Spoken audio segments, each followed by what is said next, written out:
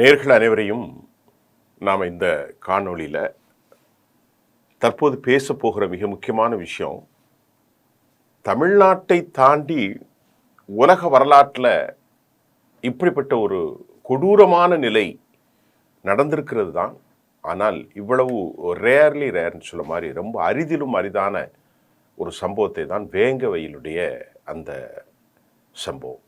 புதுக்கோட்டை மாவட்டத்தில் இருக்கக்கூடிய இந்த வேங்கவயலுடைய சம்பவத்தில் நாம் குற்றப்பத்திரிகையை சிபிசிஐடி தாக்கல் செய்திருக்கிறது.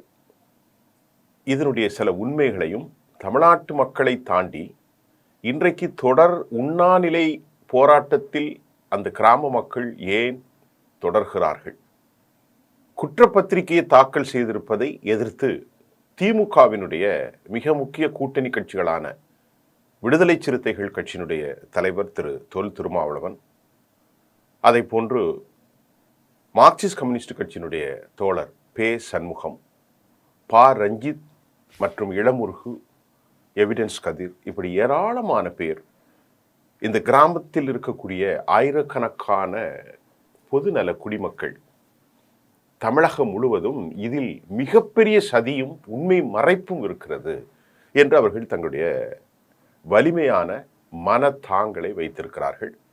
இரண்டாவது என்னவென்று சொன்னால், இந்த வலிமையான மனத்தாங்களுக்கு பின்னால் இருக்கக்கூடிய குமுறல்கள் என்ன, இதை நம்ம பார்க்க போறோம்.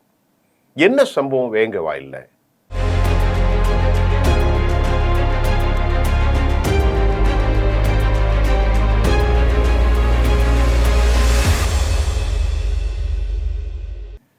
அதாவது பொதுவாக இந்தியா முழுவதும் தலித்துகள் என்றால் ஒரு விரோத மனப்பான்மை எல்லா சமூகங்களிலும், நான் குறிப்பாக ஒரு சமூகத்தை சொல்லலை, எல்லா சமூகங்களிலும் தலித்துகள் என்றால் ஒரு இழிவு நிலை சமூகமாக அவர்களை தொடர்ந்து பலவேறு அட்ராசிட்டி, அபியூஸ், கேவலப்படுத்துவது, அல்லது அவர்களுக்கான தண்ணீரை பொதுக்குளத்தில் எடுக்க மறுப்பது, முடிவெட்டுவதற்கு மறுப்பது, இரட்டை கோலை இப்பொழுது கூட புதுக்கோட்டையிலே நடக்கு. இதையெல்லாம் அச்சமூகத்துக்கு எதிராக பாரிய அழுத்தத்தை கொடுக்கப்படுகிறது. இதுதான் இன்னைக்கு நிலை. தலித்துகளுக்கு எதிராக தனியான சுடுகாடுகள் தான் இப்பொழுதும் இருக்கின்றது. இதையெல்லாம் கேட்பதற்கு தந்தை பெரியார் உடைய வழிவந்தவர்களும் பெரும் போராட்டத்தை தற்போது நடத்தியதாகவும் தெரியவில்லை. இந்து என்று இந்துக்களின் ஒற்றுமை பேசுகிற இந்து முன்னணி அமைப்புகளும் இந்து சனாதன சிஸ்டம் இவர்களும் யாரும் கேட்டதில்லை. ஏனென்றால் அந்த சிஸ்டமே இதைத்தான் ஆதரிக்கிறது என்று தான் நாம் புரிந்து கொள்ள முடிகிறது. இந்த அடிப்படையில் நம்ம இப்போ வேங்கவயலுக்கு வந்துடும். வேங்கவயலில் 2022 டிசம்பரில் மலம் கலந்திருக்கிறது குடிநீரில், அந்த சின்ன கிராமத்தில்.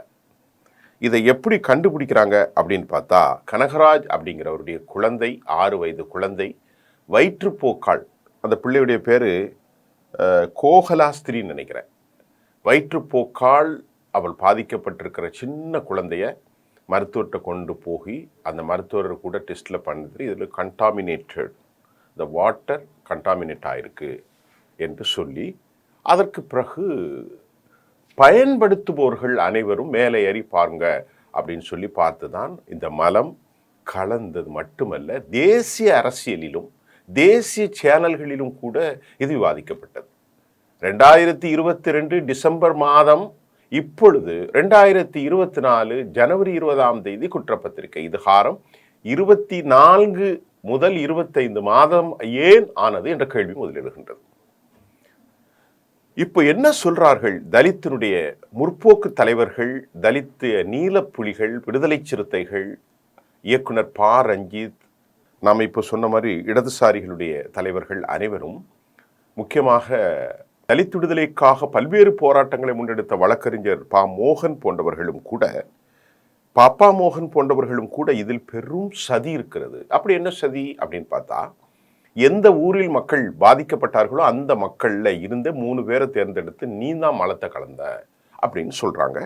இதில் யாரெல்லான்னு சொன்னால், முரளிராஜா என்கின்ற சொன்ன தலித் சமூகத்தை சேர்ந்த காவல்துறை ஆயுதப்படை அந்த பிரிவில் வேலை பார்க்க 31 வயது ஒருத்தர் வேங்கவயலில், அது மட்டும் இல்லாமல் சுதர்ஷன், முத்துகிருஷ்ணன், இந்த 3 பேரும் 21, 19, 31 இந்த 3 பேரையுமே இவர்களுக்கு மேல் 277, 427, 201, 101 இப்படி பல்வேறு பிரிவுகளில் தலித் சிறப்பு நீதிமன்றத்தில் பட்டியலின மக்களுக்கான அநியாயம் செய்வதாக அந்த கோர்ட்டில் இவர்களை கொன்று நிறுத்தி சிபிசிஐடி தமிழ்நாட்டுடைய காவல்துறை அவசரமாக இந்த வழக்கை முடித்திருக்கிறது. இப்போ என்ன கேட்குறாங்கன்னா, இந்த 3 பேரும் யார்? முரளிராஜா, சுதர்சனன் மற்றும் முத்துகிருஷ்ணன். இந்த 3 பேருமே தலித் இளைஞர்கள் தான். இப்போ அந்த கிராமத்தில் இருக்கக்கூடிய நம்ம மக்கள்கிட்ட கேட்கும்போது 737 நாட்கள் விசாரணை. எத்தனை நாள் விசாரணை? 737 நாட்கள் விசாரணை, 300க்கும் மேற்பட்ட நேரடி சாட்சிகள், 397 நேரடி சாட்சிகள், 197 செல்போன் ஆய்வுகள், செல்போன்களில் பரிசோதனை, 87 டவர்கள், அந்த டவரில் அவங்க எதெல்லாம் பேசியிருக்கிறாங்கங்கிறது, 21க்கு மேல் அல்லது 31, அது சில செய்திகளில் முன்ன இருக்கும், டிஎன்ஏ டெஸ்ட்டுகள். இவ்வளவு நடந்து நாங்கள் எப்படி போய் சொல்லுவோம் அப்படின்னு ஒரு ஆதாரத்தை தலித்துக்கு எதிரான மனநிலை கொண்டவர்களும் ஆளும் அரசாங்கத்தினுடைய ப்ரோரும் தொலைக்காட்சிகளில் பேசுவதை நாம் பார்க்கின்றோம்.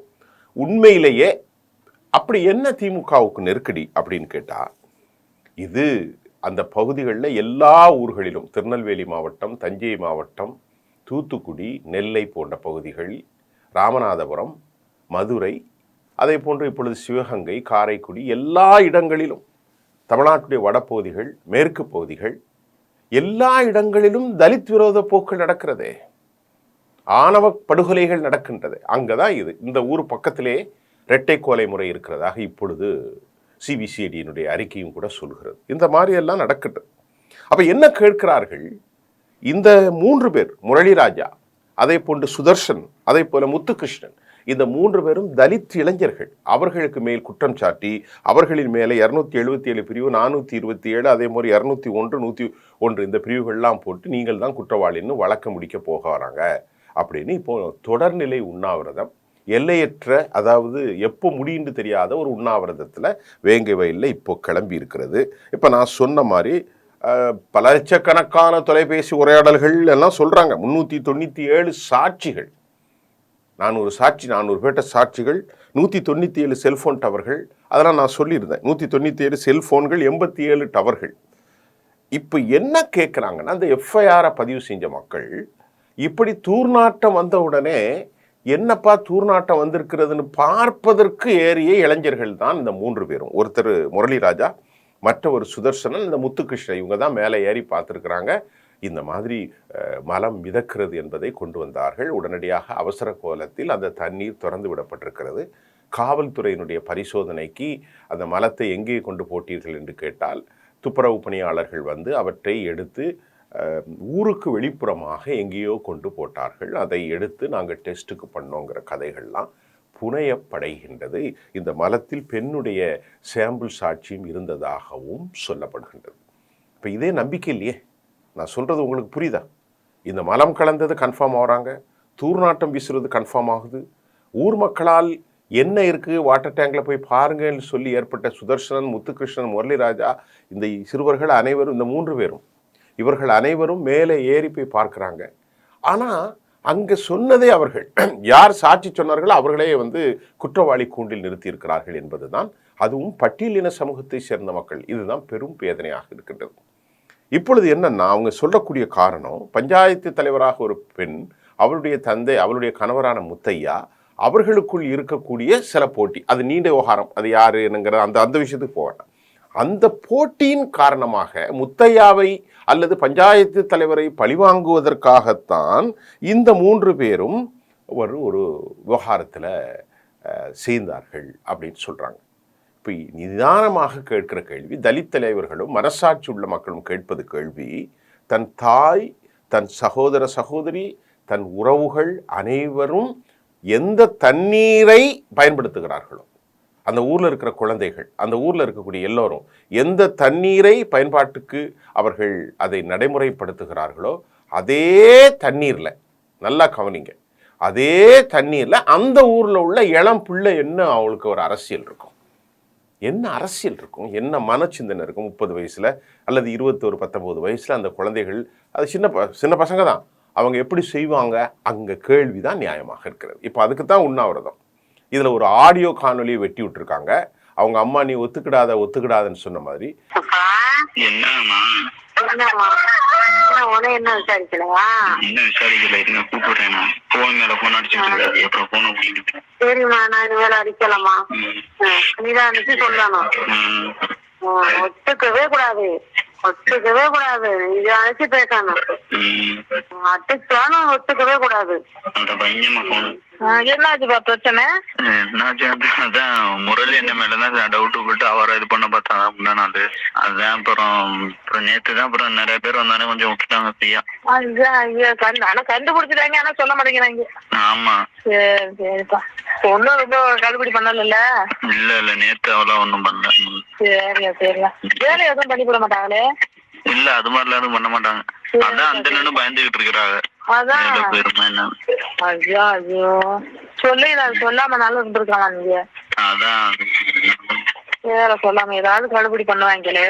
இப்பொழுது எவிடன்ஸ் கதிர் போன்றவர்கள் என்ன சொன்னார்கள், இந்த கான்வர்சேஷன், டெலிஃபோனிக் கான்வர்சேஷன் போகுது இல்லையா, அதை முழுமையாக ஒளிபரப்பணும். ஒட்டி கட் பண்ணி இடையில உள்ளதை மட்டும், ஒத்துக்கொள்ளாத நீ செஞ்சதை அப்படின்னு அல்லது நீ செஞ்சதாக அப்படின்னு சொல்றதுக்கு முன்னாடி என்ன பேசுனாங்க பின்னாடி என்ன பேசுனாங்கன்னு போடணும்ல. ஆனால் அவற்றை ஒத்துக்கொள்வதற்கு அதை இப்பொழுது பரபரப்பாக்கி இவர்கள் தான் செய்தார்கள் என்று வழக்கை முடிப்பதற்கு அரசாங்கம் எடுக்கிற நடவடிக்கைகளைத்தான் தலித் இயக்கத்தினுடைய தலைவர்கள் கடும் போராட்டத்தில் இருக்கிறார்கள். இப்போது புகார் கொடுத்தவர்கள் மீதே, பாதிக்கப்பட்ட மக்களின் மீதே இவர்கள்தான் அந்த குற்றத்தை செய்தார்கள் என்று வழக்கு பதிவு செய்திருப்பது மிகுந்த அதிர்ச்சியை அளிக்கிறது. ட்ரையல் கோர்ட், இதற்கென்று நியமிக்கப்பட்டிருக்கிற சிறப்பு நீதிமன்றம் இந்த குற்றப்பத்திரிகையை ஏற்கக்கூடாது என்று விடுதலை சிறுத்தைகள் கட்சி வேண்டுகோள் விடுக்கிறது. இப்பொழுது இந்த முத்தையா பஞ்சாயத்து தலைவர், இவருடைய விவகாரம் போய்கொண்டிருக்கிறது.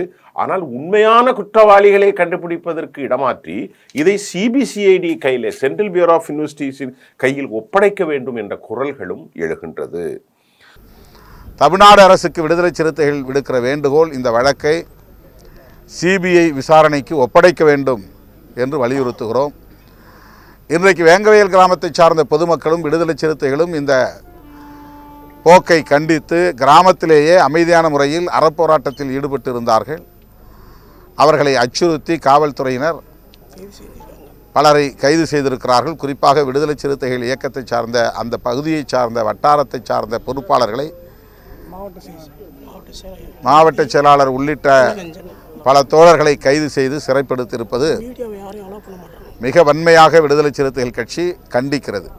உண்மையிலே இங்கே திமுகவுக்கு என்ன நெருக்கடி? முதலமைச்சர் திரு ஸ்டாலின் என்ன சொல்கிறார், நீங்கள் வாய்க்கு வந்ததெல்லாம் சொல்லி அரசியல் செய்ய வேண்டாம் என்று. நீதிமன்றமும் இதில் அரசியல் செய்வதற்கு சொல்லவில்லை. ஆனால் நீதிமன்றத்தினுடைய வார்த்தைகளும் நம்முடைய முதலமைச்சர் ஸ்டாலின் அவர்களுடைய அந்த பேச்சையும் அதை நாம் மதிக்க வேண்டும், அரசியல் செய்வதற்காக அல்ல. ஆனால் உலகத்திலே நடக்காத இந்த பாவிகள் படுபாதக செயலை செய்திருக்கிறார்களே, அந்த படுபாதக செயல்களை 737 நாட்களுக்கு பின்பு இத்தனை சாட்சிகள், இத்தனை டெலிஃபோனிக்கு ரெக்கார்டட் டவருடைய ஆய்வுகள், அது மட்டும் இல்லாமல் அவங்க சொல்லியிருக்கிறாங்க, பகுப்பாய்வு செய்தோம். யாரை பகுப்பாய்வு செஞ்சீர்கள்? இந்த மாதிரி விவகாரத்தை நடந்து அதை சம்பந்தமான மிக முக்கியமான ஆளுமைகளிடத்திலெல்லாம் பகுப்பாய்வுகள் செய்துதான் இவர்கள் தான் செய்தார்கள் சொல்றாங்க. இது நம்பக்கூடியதாக இல்லைங்கிறதான் இப்போது தலித் மக்களுடைய பெரும் போராட்டமாக தருகிறது. திமுகவினுடைய இடதுசாரி கட்சிகள், அவர்களுடைய மிக முக்கியமான தோழமைகளாக இருக்கக்கூடிய திரு தொல் திருமாவளவன் அவர்களும் அவர்களுடைய பிரதிநிதிகளும் கூட நேற்றைக்கெல்லாம் பேசும்போது காவல்துறைக்கே எப்போதும் தலித் விரோத மனநலை இருக்கும் என்று சொல்கிறார்கள். அது இல்லை என்று நாம் சொல்ல முடியாது. பல இடங்களில் காவல்துறை சாதி ரீதியாகத்தானே செயல்படுகிறார்கள், மத ரீதியாகத்தானே செயல்படுகிறார்கள். கோவையில் அல்உம்மா குண்டுவெடிப்பு நடந்திருக்கிற போது தமிழ்நாட்டுடைய காவல்துறை மிகப்பெரிய மத ரீதியாக செயல்பட்டது. அன்றைக்கு திமுக ஆட்சியில் மாசானமுத்து போன்றவர்கள்லாம். இன்றைக்கும் பல இடங்களில் தலித் விரோத மனநிலையில் தானே செயல்படுகிறார்கள். ஆக அதைத்தான் தொல் திருமாவளவன் அவர்களும் ரஞ்சித் அவர்களும் விடுதலை சிறுத்தைகளும் அது மாதிரி வழக்கறிஞர் பாப்பா மோகன் போன்றவர்களும், எவிடன்ஸ் கதிர், இளமுருகு எல்லோரும் சொல்லி கொண்டிருப்பது இது மிக மிக மிக முக்கியமான விவகாரம். தலித் சமூகம் தானே தான் குடிக்கக்கூடிய தன்னுடைய பிள்ளை, தன்னுடைய சகோதரி, தன்னுடைய தாய், தன்னுடைய தந்தை, தன்னுடைய சித்தப்பா, பெரியப்பா, அத்தை, மாமா, பிள்ளைகள் எல்லோரும் சின்ன ஊர் அது. அந்த ஊரில் ஒரு சின்ன தொட்டியில் போய் மலை தள்ளி போட்டு சொல்லுவார்களா? கொஞ்சமாவது மனசாட்சி இருக்கிறதா? இது ஒரு ஏற்புடையதாக இருக்கிறதா? அதற்கு ஆதரவான காணொலியில் பேசக்கூடிய சிலவர் சொல்கிறாங்க, இல்லை அவங்க தெரியாமல் செஞ்சுருப்பாங்க. இந்த முத்தையாவை அல்லது அவருடைய மனைவியை, பஞ்சாயத்து தலைவரை பழிவாங்குவதற்கு அவர்களுக்கும் சுதர்சனுக்கும் இந்த முரளிராஜாவுக்கெல்லாம் ஏற்பட்ட வாய் தகராறுல, அல்லது அந்த குடிநீர் தொட்டியினுடைய பாதுகாவலராக இருந்த ஒருவரை பணி நீக்கம் செய்ததில் ஏற்பட்ட அந்த முரண்களை, இது ஒரு வேறு டாபிக், நம்ம அதெல்லாம் பேச வேண்டியதில்லை.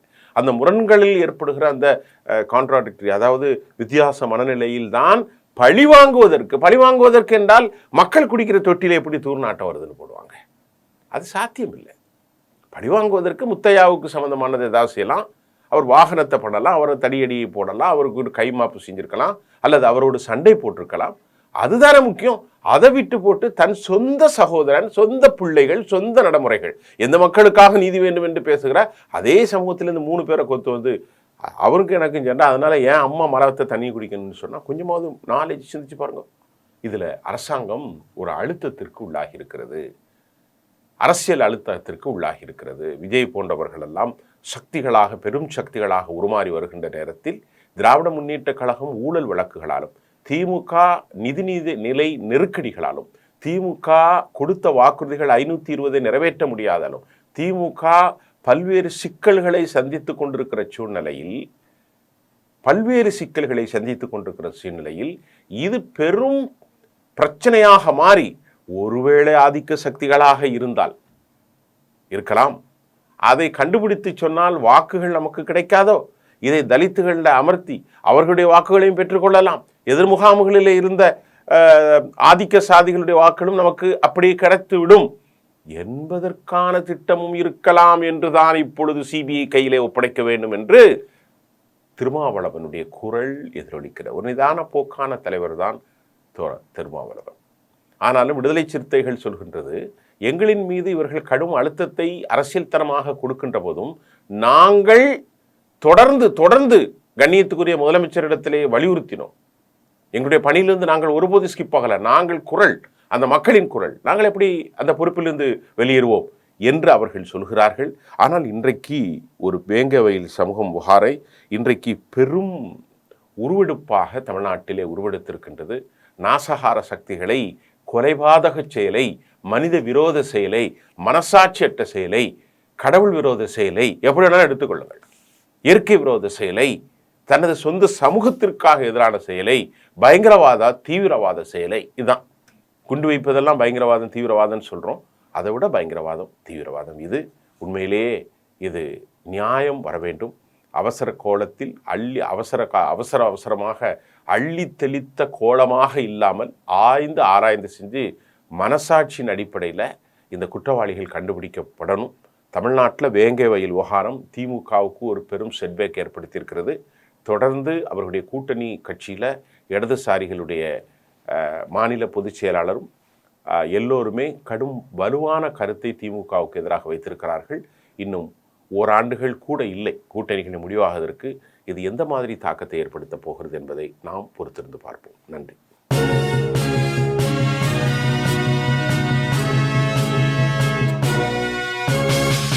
உடனுக்குடன் அப்டேட் தெரிந்து கொள்ள ஜெம் டிவி தமிழ் ஆப்பை இன்ஸ்டால் செய்யவும்.